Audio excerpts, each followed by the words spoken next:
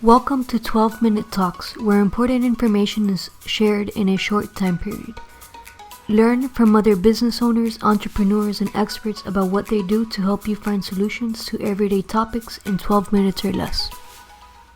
Hello, everyone, and welcome to another episode of the 12-Minute Talks podcast. I'm excited to have with us today Carol Boston. She's a business leadership coach, and she helps people know their value and own their power.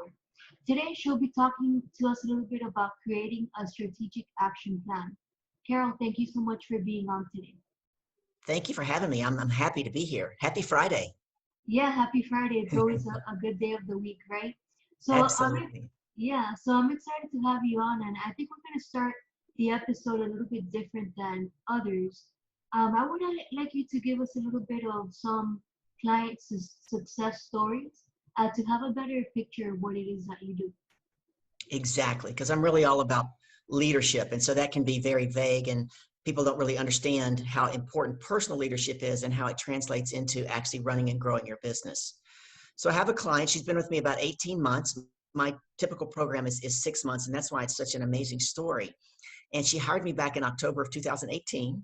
She was a family lawyer, had her own practice, had been in business about a year, was seeing some success.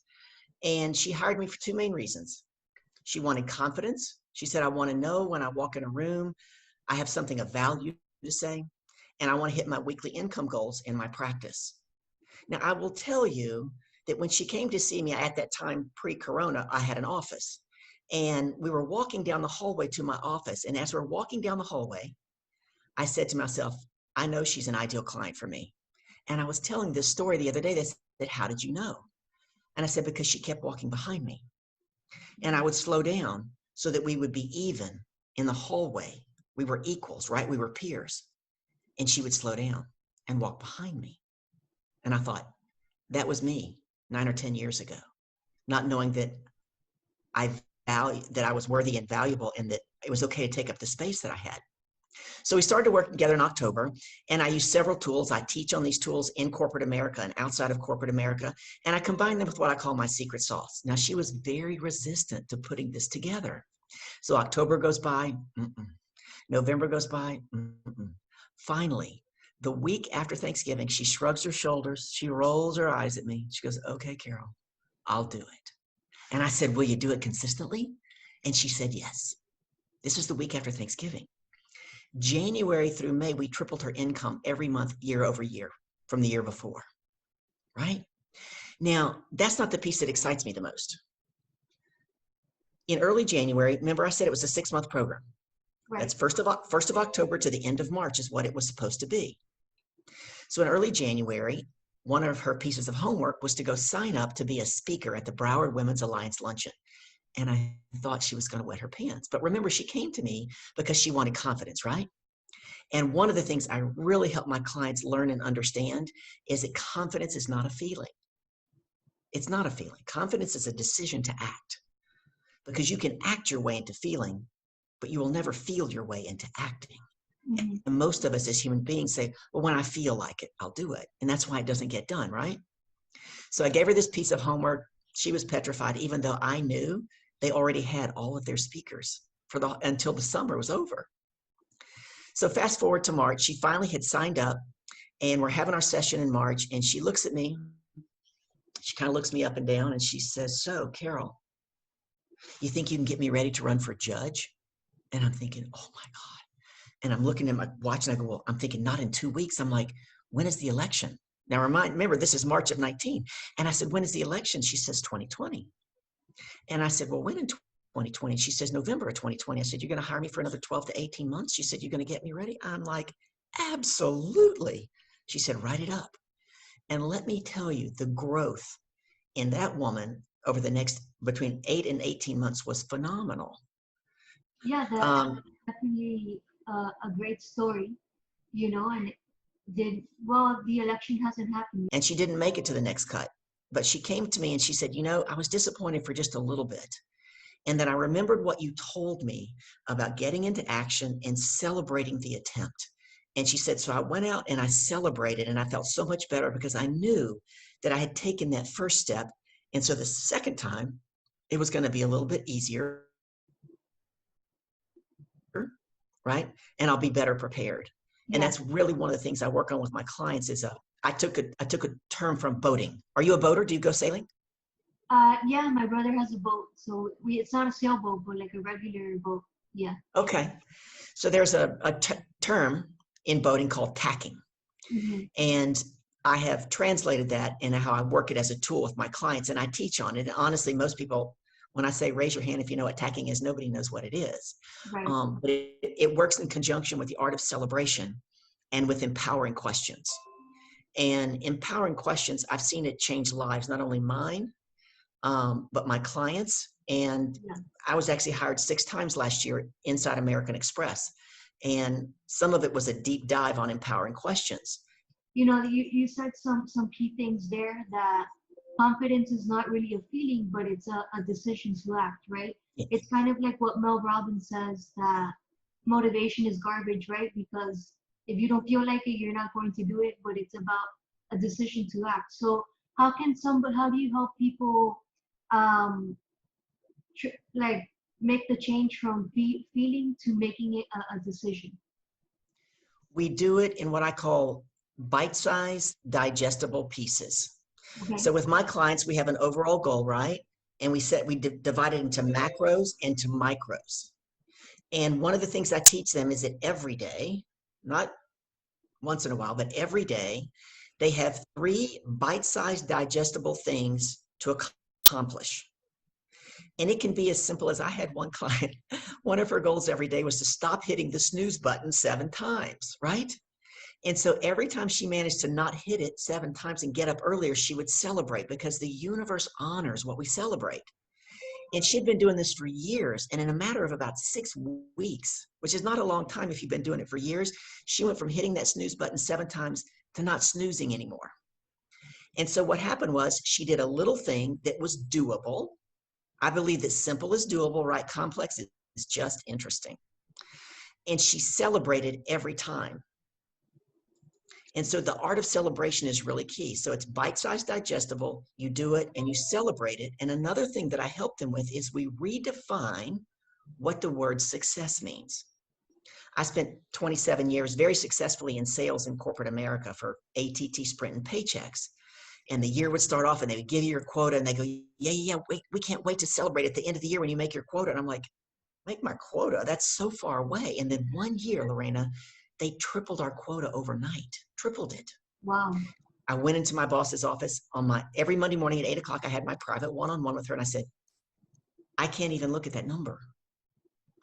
Yeah. I said, what I need you to do for me is every Monday when I come in on a piece of white paper in big red ink, I only need my number for that week. Yeah. And I would go ahead. Yeah, that totally makes sense, because if your quota is now to put out a number, right, 1,000 in the quarter, right? That seems like a huge number, but if you break that down to weekly or maybe even daily, right, Daily. it makes it more manageable. Maybe a day it's only 2, right, sales or whatever it might be. And yeah, but I love that advice that you give people to make it something manageable, and then also celebrating, even if it's something small. All of that adds up to bigger success. And so, Carol, you had mentioned a little bit before about um, having powerful questions and redefining success, which I think are 2 important things. What are some examples of powerful questions? If you're listening, this is a writer downer for you. Empowering questions always start with what, how, who, sometimes where, and never, ever why. It's powerful that you know that. Why brings in the ego, brings in defensiveness. Think about it. If you have children, you ask your child, why did you get that B? Right? And they're like, immediately they're going to defend themselves. So when you ask why, people get defensive, which brings in the ego, which brings in the emotion. And when emotions go up, intelligence goes down. I mean, our world right now is full of that. People's emotions are out of control. And they're doing things that aren't intelligent. So they always start with who, what, how, and sometimes where. And the most empowering of all empowering questions, this is another writer downer for your listeners, what else is possible? And the key is you put that out to the universe and you cannot be attached to the outcome. See, here's the thing. We all have opportunities sitting right here that we can't see.